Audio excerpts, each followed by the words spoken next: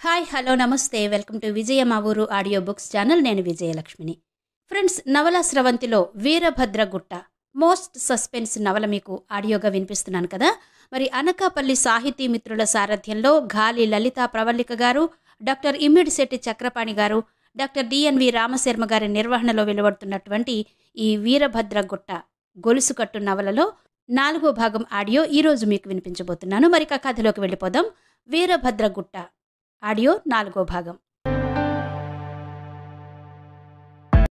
అభిరామ్ రాత్రి 10 గంటలకి ఇల్లు చేరాడు. చేతిలో ఏవో బ్యాగులున్నాయి.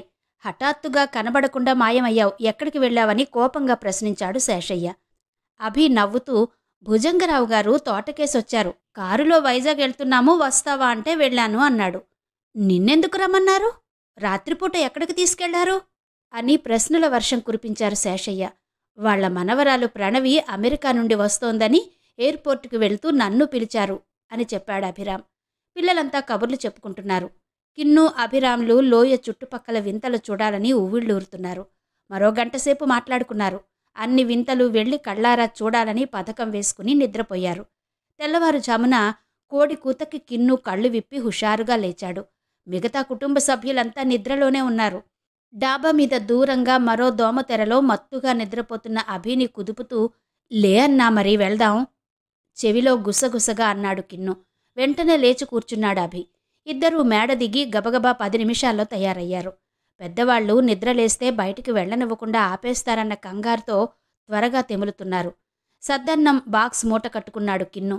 అటుకులు, బెల్లం ముక్క, ఆవకాయ పచ్చడి బాక్స్లో పెట్టుకున్నాడు అభి. ఇద్దరూ full hands shirt, jean pant, కొద్ది రోజుల క్రితం కొన్న రైనీ షూస్ వేసుకుని, టార్చ్ లైట్, బాక్సులు, వాటర్ బాటిల్స్ పెట్టుకున్న సంచీలు మెళ్ళో వేసుకుని బయలుదేరారు. అప్పుడు టైం 5 గంటలు కావస్తోంది. గుడికి వెనక వైపుగా షార్ట్ కట్లో గంటలోనే కొండెక్కేశారు. గుడి బయట నుండే వీరభద్రునికి మొక్కుకున్నారు. గుట్టపై నుండి లోయలోకి దిగడానికి సులభంగా చెట్ల ఊడలు, కొమ్మలు పట్టుకుని జాగ్రత్తగా దిగుతున్నారు. సరదాగా గంతులేస్తున్న ఉడతలను, తమలాగే చెట్లపై ఊడలు పట్టుకుని ఆడుతున్న కోతులను చూస్తూ ఆనందిస్తున్నారు. అప్పుడే విరిసిన తాజా పువ్వుల సుగంధాలు, పక్షుల కిలకిలారావాలు, ఆకులపై నిలిచిన మంచు బిందువులతో వాతావరణం ఆహ్లాదకరంగా ఉంది. లోయలోకి దిగేటప్పుడు ఆకులపై నిలిచిన నీటి బిందువులు కిన్ను, అభిలపై జలజల రాలి వారిని తడిపేశాయి. లోయలోకి చేరగానే హుషారుగా పైకి దృష్టి సారించిన వారికి కళ్ళు తిరిగినట్టయింది. అంత లోతుకి ఎలా చేరామని ఆశ్చర్యపోయారు. చెట్లకి కాసిన తాజా జామ పండ్లు కోసుకుని తిన్నారు. అభి తన సంచిలో నుండి రైన్ కోట్లు తీశాడు. కిన్నికి ఒకటిచ్చి వేసుకోమని తను వేసుకున్నాడు. ఇవెందుకన్నా అని ప్రశ్నించిన కిన్నుకి, మబ్బులు చూడు, దారిలో వాన కురిస్తే తడవకుండా ఉంటాము, ఇంకా ఏవైనా చిన్న చిన్న పురుగులు వంటివి కుట్టకుండా తప్పించుకోవచ్చు అని చెప్పాడు. కిన్ను మారు మాట్లాడకుండా వేసేసుకున్నాడు. అక్కడ కాసేపుండి వెళ్లాలనుకున్నారు. కొండల మధ్య పెద్ద వీరభద్రుని మూర్తి ఉన్నట్టు అభి విని ఉన్నాడు. అక్కడేదో దారి కనబడింది. చిన్న కొండల మధ్యలో ఉంది. గుహలాగా ఉంది. లోపలికి అడుగు పెట్టబోతున్నారు. అంతలో ఎక్కడి నుంచి వచ్చాడో ఒక సాధువు. ఆ కాషాయ వస్త్రాలు, విభూతి రేఖలు ధరించి ఉన్నాడు. ఆగండి అని అరిచాడు. ఎక్కడికి వెళుతున్నారు? అలా గుహలోకి వెళ్లడం ప్రమాదకరం తెలుసా అని గద్దించాడు. మిమ్మల్ని చూస్తే ఇంకా పసితనం వదిలినట్టు లేదు. ఇక్కడ మీకేం పని అని ప్రశ్నించాడు. ఇక్కడ పురాతన వీరభద్రుని దర్శించుకోవాలని వచ్చాము అభి, కిన్ను చెప్పారు. దర్శనం కోసమైతే వెళ్ళిరండి, చేతిలో ఇవి తీసుకువెళ్ళండి అంటూ కొంచెం ఎండిన కొమ్మల చెట్ల నుండి విరిచి చెరోకర్ర ఇచ్చాడు. గుహలోపల పాములు, తేళ్లు, గబ్బిలాలు, ఇంకా చిన్న చిన్న ప్రాణులు అనేకం ఉంటాయి. మీరు తూర్పు దిక్కుకే వెళ్ళండి, లేదంటే దారి తప్పి ఇబ్బందుల్లో పడతారు. మధ్యలో చిన్న చిన్న దారులొస్తాయి, అటువైపు వెళ్ళకండి. తలుపులు, ద్వారాలు కూడా ఉంటాయి. స్వార్థం కోసం అటు వెళ్ళి తలుపులు తెరిచిన వాళ్ళు, మాయలో పడి అటే నరకానికి పోయిన వాళ్ళు చాలామందే ఉన్నారు. వారి కంకాళాలన్నీ అక్కడే ఉంటాయి. మీరు సాయంత్రంలోపు ఆగకుండా వెళితే గుహ బయటకు వెళ్ళగలుగుతారు. గుహ మధ్యలో ఇరుక్కుంటే మాత్రం ఆ వీరభద్రుడొక్కడే మిమ్మల్ని కాపాడగలడు. విషపురుగులు కాటువేస్తే ఈ మూలికలు కొరికి తినండి, బ్రతుకుతారు. ఆ పక్కనే ఉన్న చెట్ల ఆకులు కోసి ఇచ్చాడు. దెబ్బలు తగిలితే ఈ ఆకుల రసాన్ని రాసుకోండి. మధ్యలో గాలి తక్కువ కావచ్చు, అప్పుడు ఈ కర్పూరం వాసన చూడండి అంటూ చేతిలో పెట్టాడు ఆ సాధువు. మరో 2 గంటల తర్వాత గుహ మధ్యకు చేరతారు. అక్కడ కాసేపు ఆగి మళ్ళీ బయలుదేరండి. మీకు సూర్యమణులు దొరికితే అదృష్టవంతులే అవి తీసుకోండి, అవి మిమ్మల్ని కాపాడతాయి. అక్కడి నుంచి క్రమంగా ప్రయాణం కఠినంగా మారుతుంది. అక్కడి నుంచి మళ్ళీ 2 గంటలు నడిస్తే చీకటి పడకుండా గుహ నుంచి బయటపడతారు. చాలా జాగ్రత్తగా వెళ్ళాలి. మరికొంత దూరం తర్వాత గాలి తక్కువ కావడం మొదలవుతుంది. ఎంత వేగంగా నడిస్తే అంత మంచిది. అక్కడికే మీరు అలసిపోయి ఉంటారు, కానీ ఆగకూడదు. వీటన్నిటికీ సిద్ధమైతేనే ముందడుగు వెయ్యండి, లేదా వెనుతిరగడం మంచిది అని చెప్పి, జై వీరభద్ర, వీళ్లను కాపాడు అని వేడుకుని శుభన్నాయనలారా అంటూ వెళ్ళిపోయాడా సాధువు. అభి త్వరగా ముందుకు వెళ్ళిపోతున్నాడు.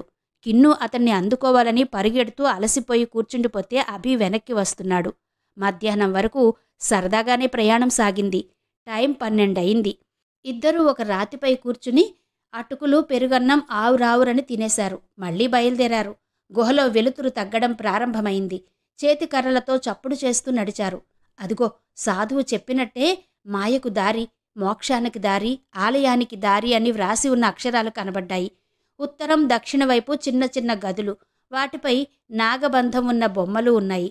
అంటే ఇక్కడ ఏవో నిధులు ఉండి ఉంటాయి అన్నాడభి. అంటే అని అడిగాడు కిన్ను. కిన్నుకి సమాధానం చెప్పబోయేంతలో ఒక పందికొక్కు పరుగున వచ్చి కిన్ను కాళ్లకు అడ్డం పడింది. కిన్ను కంగారుగా పక్కకు పరిగెట్టాడు. అది గిరగిరా తిరిగి దక్షిణం వైపున్న గదిలోకి వెళ్ళింది. ఆ గదిలో అంతా చీకటిగా ఉంది. లోపల ఏవో పెద్ద పెద్ద పెట్టెలు, వాటి నిండా ఏవో వస్తువులు మెరుస్తూ కనబడ్డాయి. అభిరామ్ అది ఒక నిక్షేపమని గ్రహించాడు. అటు వెళ్లబోతున్న కిన్ను చెయ్యి పట్టి ఆపాడు. అటు వెళ్లకు, మనం తూర్పు వైపే వెళ్ళాలి అని గుర్తు చేశాడు. ఈలోగా 2 గుండ్రని మెరుస్తున్న రాళ్లు వారి వైపు దొర్లుకుంటూ వచ్చాయి. వెంటనే వాటిని అభి సూర్యమణులుగా గుర్తించాడు. తీసుకోవడానికి అటు వంగి వాటి వెలుగులో అక్కడ ఉన్న అస్థిపంజరాల గుట్టను చూసి అతని ఒళ్ళు భయంతో ఒక్క నిమిషం జలధరించింది. మణులను చేతిలోకి తీసుకుని పద, క్విక్ అంటూ తొందరపెట్టి కిన్ను చెయ్యి పట్టుకుని పరుగు తీశాడు. 10 నిమిషాల తర్వాత గస తీర్చుకోవడానికి ఆగారు. అన్నా అని అరుస్తూ అభిని గట్టిగా పట్టుకుని కిన్ను ఏడవడం మొదలుపెట్టాడు. అభి కిన్నుకి ఏడవకని సైగ చేసి కిన్ను చూపించిన వైపు చూశాడు. అక్కడ అస్థిపంజరాలు నిలబడి ఉన్నాయి. అవి చూస్తే ఎవ్వరికైనా భయం కలగక మానదు. ఇద్దరూ కళ్ళు మూసుకుని వీరభద్రస్వామిని తలుచుకున్నారు. వారికి కాస్త ధైర్యం వచ్చింది. ఇంకా 2 గంటలు నడవాలి. అప్పుడే గుహ నుండి బయటపడగలరు. సూర్యమణులకున్న మట్టి దులిపి రెయిన్కోట్ జేబులో వేసుకున్నారు. వాటిల్లో నుండి గొప్ప తేజస్సుతో కూడిన కాంతి అక్కడంతా పరుచుకుంది. ఆ వెలుగుల్లో కాస్త ధైర్యంగానే నడవడం మొదలుపెట్టారు. మరి కాసేపు నడిచేసరికి వీరభద్రుని నిలువెత్తు విగ్రహం కనబడింది. ఇద్దరూ పరుగు పరుగున అక్కడికి చేరుకున్నారు. ఇద్దరి కళ్ళు నీళ్లతో నిండాయి. చేతులు జోడించి అలాగే తన్మయత్వంలో ఉండిపోయారు. రోజు ఇంట్లో, గుళ్ళో వినే పాటను గట్టిగా పాడారు. వీరభద్రుని విగ్రహంపై పాములు తిరుగుతున్నాయి, కాని వీరివైపు రాలేదు. సూర్యమణులు ఉంటే పాములు హాని చేయవని చెప్పిన సాధువు మాటలు వారి చెవుల్లో వినబడ్డాయి. వారు రెట్టించిన ఉత్సాహంతో, ఆనందంతో మళ్లీ నడవడం మొదలుపెట్టారు. వీరభద్రుని ఆశీస్సులు వారిపై కురిసినట్టు ఎక్కడి నుంచో చినుకులు వచ్చి వారి మీద పడ్డాయి. చలాకీగా ముందుకు కదిలారు. ఒక పక్క నీరు సన్నగా పారుతోంది. హఠాత్తుగా కుంభవృష్టి కురిసినట్టు పెద్ద పెట్టున నీరు ఉధృతంగా వచ్చి కిన్ను అభిలను తాకడంతో వారు ఆ నీటి ప్రవాహంలో కొట్టుకుపోతున్నారు. ఒకరికొకరు కనబడలేదని పిలుచుకుంటూ అందిన చెట్టు వేళ్లను పట్టుకుని నిలదొక్కుకున్నారు. కిన్నుకి ఏడుపొచ్చేస్తోంది. అన్నా అని పిలుస్తూనే ఉన్నాడు. ప్రవాహ వేగం తగ్గింది. గుహలో చెరోవైపు ఫర్లాంగు దూరంలో ఒకరికొకరు కనబడ్డారు. కిన్ను ముఖంలో సంతోషం తొంగి చూసింది. ఇంతలో మళ్లీ నీరు ఒకేసారి ఉధృతంగా వచ్చి ఇద్దరినీ మరికొంత దూరం నెట్టేసింది. ఈసారి కిన్ను బండరాయికి ఢీకొన్నాడు. మోకాలు దగ్గర ఫ్యాంటు చిరిగి చీరుకుపోయి రక్తం కారసాగింది. కిన్ను ఈసారి గట్టిగా ఏడవడం మొదలుపెట్టాడు. కిన్ను, మళ్లీ నీళ్లొస్తాయి, పక్కకు తప్పుకో అని అరిచాడు అభి. తల పైకెత్తి చూసి నీళ్లు తనపై పడకుండా తప్పించుకున్నాడు. వెరీ గుడ్ కిన్ను అంటూ అరిచాడు అభి. అంత భయం, బాధలోనూ కిన్ను ముఖంలోకి సంతోషం వచ్చేసింది. అన్నా, వెనక్కి వెళ్ళిపోదాం అని ఏడవడం మొదలుపెట్టాడు. అభి పైన ఉన్నాడు, చెట్టు వేర్లు పట్టుకుని. మెల్లిగా కిన్ను ఉన్న చోటుకొచ్చాడు. కిన్ను కాలు కదపలేకుండా ఉన్నాడు. మళ్లీ నీళ్లు పడే టైం అయిందనిపించి గబగబా కిన్నుని భుజాన వేసుకుని నీరు లేని ప్రదేశంలోకి తీసుకెళ్లాడు. ఒక్క క్షణంలో మళ్లీ నీళ్లొచ్చి పడ్డాయి. కాని అభి, కిన్ను తప్పించుకున్నారు. అభి సాధువిచ్చిన ఆకులు తీసి 2 చేతుల మధ్య పెట్టి పసరును కిన్ను కాలు మీద గాయంపై వేశాడు. ఆశ్చర్యం! వెంటనే కిన్ను కాలు నొప్పి తగ్గిపోయింది. వీరభద్రుని తలుచుకుంటూ లేచి నిలబడి నడవసాగాడు. ఇక ఎంతో దూరం లేదు, కాస్త ఓపిక పట్టు కిన్ను అన్నాడు అభిరామ్. గాలి తక్కువవుతోంది. ఊపిరి తీసుకోవడం కష్టంగా ఉంది. మళ్లీ కిన్నుకి ఏడుపు తన్నుకొచ్చేస్తోంది. అభి బ్యాగులో ఉన్న కర్పూరం తీసి వాసన చూపించాడు. కిన్నుకి ఊపిరందుతోంది. మెల్లగా నడుస్తున్నాడు. చీకటి పడేలోగా బయటకు వెళ్ళాలి, తప్పదు. అభి కిన్నుని వీపు మీద ఎక్కించుకుని నడుస్తున్నాడు. చివరి వరకు వచ్చేశారు. అక్కడ ఒక 100 మెట్లున్నాయి. అవి ఎక్కేస్తే గుహ బయటకు వెళ్ళిపోవచ్చు. అభి కిన్ను తలపైకెత్తి చూశారు. మెట్లపైన సన్నటి వెలుగు కనిపిస్తూ ఉంది. బయట తగ్గుతూ ఉన్న వెలుగు కొంచెం కొంచెంగా గుహ లోపల చీకటి చేస్తూ ఉన్నట్టుగా ఉంది. హమ్మయ్య, అదిగో బయటకు దారి, ఇక బ్రతికినట్టే అన్నాడు కిన్ను. చిన్నగా నవ్వుతూ మెట్లెక్కాడు అభి. ఏదో సాధించాము అనే సంతోషంగా ఉంది వాళ్ళకి. ఉన్నట్టుండి మెట్టు తట్టుకుని ముందుకు తూలాడు కిన్ను. జాగ్రత్త! వంగి పట్టుకున్నాడు అభి. జేబు నుండి మణి క్రింద పడింది. వంగి తీసుకుంటుంటే దానిపై పడిన వెలుతురు పక్క గోడ మీద ప్రతిఫలించింది. అక్కడ కనిపించింది చూసి ఉలిక్కి పడ్డాడతను. ఎదురుగా గుహ గోడకి ఒక అలమరలాగా ఉంది. దానిలో విద్యుత్తుతో పనిచేసే రంపం, ఇంకా రంగురంగుల మాస్క్లు, టార్చ్ లైట్లు ఉన్నాయి. ఏమిటివన్నీ? అడుగుతున్న కిన్నుని ఆపమని సైగ చేసి మెట్లపైకెక్కాడు. ఇప్పుడు కిన్ను ఉన్నాడు. వాడిని వదిలేసి ఇక్కడ విషయం తేల్చుకోవాలి, తర్వాత వస్తాను మనసులో అనుకున్నాడు అభిరామ్. మెల్లిగా గుహ బయటకొచ్చారిద్దరు. ముందు ఒక చెట్టు అడ్డంగా ఉంది. మెల్లగా దాని వెనక నుండి బయటకొచ్చి ఆశ్చర్యంగా చూస్తూ ఉండిపోయారు. ఎదురుగా కొంచెం దూరంలో ఊరు. ఎక్కడి లోయ, ఎక్కడి ఊరు? ఇదేంటన్నా అడిగాడు కిన్ను. కృష్ణదేవరాయలు కాలంలో ఎక్కడి నుంచైనా తప్పించుకోవడానికి, వారి నిధులు దాచుకోవడానికి వారు చాలా సొరంగాలు తవ్వారు. బహుశా ఇది కూడా ఒకటేమో, ఎవరికీ పెద్దగా తెలిసినట్టు లేదు అన్నాడు అభి. చెట్టు కింద నుంచి చిన్న కాలిబాట వెంబడి వెళ్లారు. అది శేషయ్య పెరటి గోడ దగ్గర ఆగిపోయింది. అటు తిరిగి వద్దాము అని రోడ్డు మీదకెళ్లారు. ఉన్నట్టుండి హారన్ ఉలిక్కిపడి పక్కకు జరిగారు. కారు పక్కన ఆగింది. హాయ్ ప్రణవి నవ్వుతూ అన్నాడభి. నీకోసమే బయలుదేరాను. ప్రొఫెసర్ గారి సంగతి చెప్దామని నవ్వుతూ చెప్పింది ప్రణవి. ఉలిక్కిపడ్డ కిన్ను వైపు చూసి, నాకే ప్రొఫెసర్ తెలీదు అన్నాడభి. అదే కదా, అన్నయ్య పెద్దగా ఏమీ చదువుకోలేదు అన్నాడు కిన్ను. సరే కిన్ను, నువ్వింటికి వెళ్ళు, నేను కొంతసేపటి తర్వాత వస్తాను అన్నాడు అభి. ఎక్కడికి వెళ్ళావురా ఇంతసేపు? నీకు తిరుగుళ్ళు ఎక్కువయ్యాయి. వెంటనే మీ ఊరికి పంపిస్తాను అంటూ కిన్నుని గదమాయించాడు శేషయ్య. అదుగో అటువైపు వెళ్ళాము, నేను అభి అన్నా దూరంగా గుట్టవైపు చూపిస్తూ అన్నాడు. గుడికి దారటైతే ఇటెందుకెళ్లారు? ఏం చూశారక్కడ? అనుమానంగా అడిగాడు శేషయ్య. అదేమీ లేదు, అటు నుండి గుట్ట ఎక్కవచ్చా అని చూసి వచ్చామంతే చెప్పాడు కిన్ను. నిజం చెప్పు, ఎక్కడికెళ్లారు? గదమాయించాడు శేషయ్య. అబ్బా ఊరుకోండి, పిల్లాడిని ఊరికే భయపెడతారు. నువ్వు అన్నం తిందువుగాని రా కిన్ను. రఘు వసంత వచ్చి నాకు తింటాను అని చెప్పి దొడ్డివైపు గోడ దగ్గరకు వెళ్ళాడు. అక్కడ ఒక నిచ్చెన పడుకోబెట్టి ఉంది. ఇక్కడే సరిగ్గా దీని వెనకే ఆ కాలిబాట ఉంది అనుకున్నాడు కిన్ను. దూరంగా రఘు వసంతల అలికిడికి లోపలికొచ్చేశాడు. అభి కిన్నుని పంపించాక కిన్ను కనుమరుగైన తర్వాత కారులో ఎక్కి కూర్చున్నాడు. ఇప్పుడు చెప్పు, ఏదైనా చెప్పేటప్పుడు చుట్టూ ఎవరైనా ఉన్నారేమో చూసుకో. నువ్వు అమెరికా లైబ్రరీ నుండి తెచ్చిన డాక్యుమెంట్స్ జిరాక్స్లేవి అడిగాడు.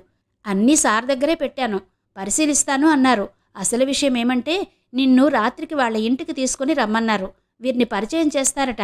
చేతిలో మొబైల్లో ఫోటోను చూపించింది. నేను చూసిన వాటిలో కొన్ని సందేహాలున్నాయి, సార్ని అడగాలి అంటూ ఫోటో చూసి ఉలిక్కి పడ్డాడు అభిరామ్. ఈయనా మాటలు రాక తడబడ్డాడు. ప్రణవి కారు తలుపు తెరవగానే అభిరామ్ ఎక్కి కూర్చున్నాడు. తను చూసిన మొబైల్లోని ఫోటో గురించి ఆలోచిస్తున్నాడు. వీరభద్రుడి గుడి పరిసరాల్లో అనుమానాస్పదంగా తచ్చాడుతూ చాలాసార్లు కనిపించాడు. అతగాడి నుదుట విభూది, తైల సంస్కారం లేని మాసిన గెడ్డం, నలిగిన నల్లటి బట్టలు, భుజానికి బరువుగా నల్లని గుడ్డ సంచి చూస్తే ఎందుకో సదభిప్రాయం కలగలేదు. ఇంతలో కారు ఆర్కియాలజీ ప్రొఫెసర్ కొల్లూరు ఇంటి ముందు ఆగింది. ప్రణవి ముందు నడుస్తుంటే వెనక అభిరామ్ అనుసరించాడు.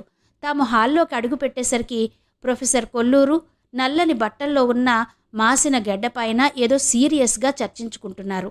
తమ రాక గమనించిన ప్రొఫెసర్ తనకేసి కూర్చోమన్నట్టు మరో కుర్చీ చూపించారు.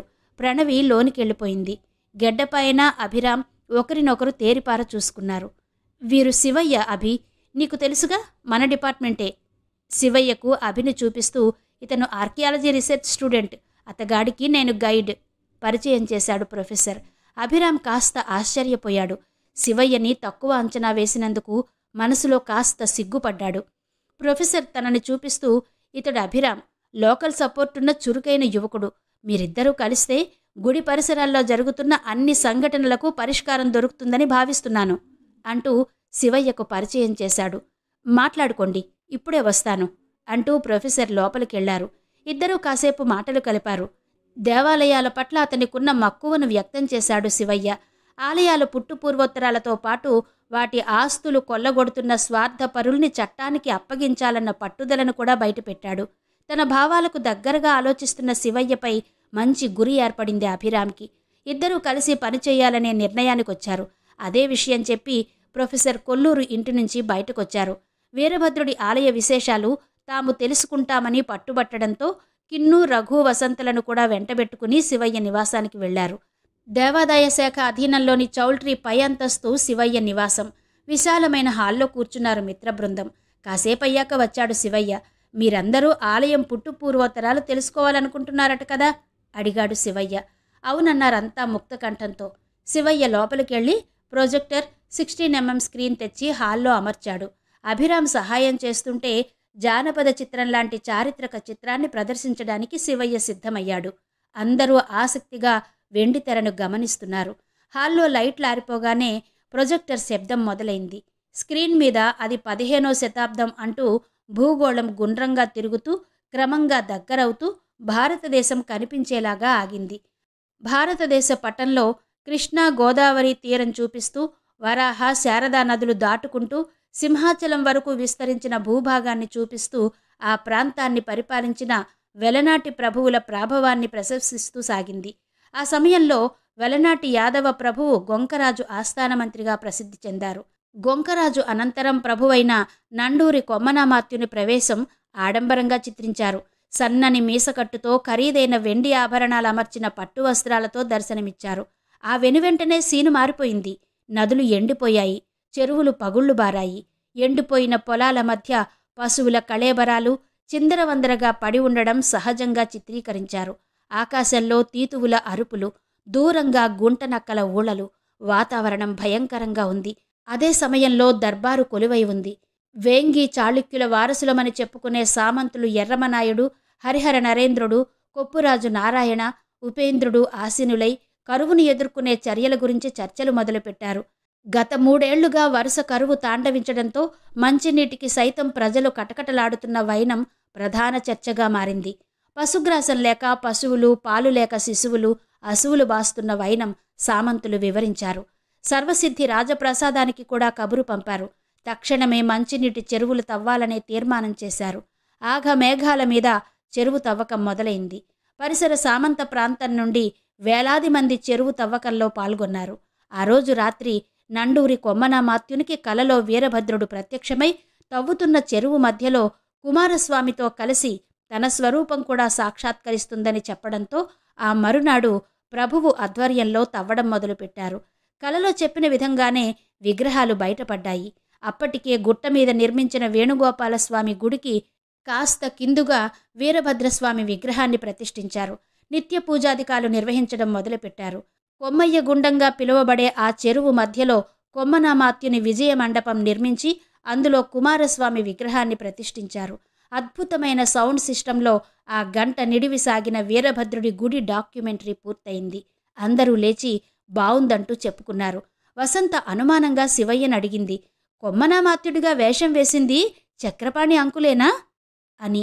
శివుడు సమాధానం చెప్తూ, అంతేకాదు, ఉపేంద్రగా బ్రహ్మాజీ, ఎర్రమనాయుడుగా కుమార్, కొప్పరాజు నారాయణగా రంగబాబు, హరిహర నరేంద్రుడుగా అప్పలరాజు నటించారు. వీరందరూ మీకు తెలిసినవారేగా, గమనించలేదా అని ప్రశ్నించాడు. అందర్నీ మరోమారు కూర్చోమని చెప్పి శివయ్య చెప్పడం మొదలుపెట్టాడు. కాలక్రమంలో విజయనగర పూసపాటి రాజులు ఆలయ నిర్వహణకు 125 ఎకరాలు దానం చేయగా అవి చాలా వరకు ఆక్రమణల్లో ఉన్నాయి. ఆలయంలోని మూల విరాట్టున్న ముస్లిం సోదరులు ధ్వంసం చేసిన తర్వాత ప్రస్తుతం మూల విరాట్టుగా విలసిల్లుతున్న విగ్రహం ఎక్కడిది అనే ప్రశ్న ఉదయిస్తుంది. కొమ్మయ్య గుండం చెరువు తవ్వకంలో బయటపడ్డది చతుర్భుజాల వీరభద్రుని 5 అడుగుల విగ్రహం. అది 1982లో ధ్వంసమవడంతో ఆలయ ప్రాంతంలోకి భక్తులెవరూ రావడం మానేశారు. ఆలయ ప్రాంగణమంతా పిచ్చి తుప్పలు, రాళ్లతో గుర్తింపు లేనిదైపోయింది. ఇదే అదనుగా విజయనగర పూసపాటి రాజులు ధూపదీప నైవేద్యాల కోసం దానం చేసిన 125 ఎకరాల సాగు భూమి అన్యాక్రాంతమైంది. సాగు చేసే రైతులే వాటిని స్వాధీనం చేసుకున్నారు. దేవాదాయ శాఖ అసమర్థత మూలంగా కోర్టు కేసులే మిగిలాయి. ప్రస్తుతం గుడిలోని మూల విరాట్టు 3 అడుగుల కంటే ఎత్తుండదు.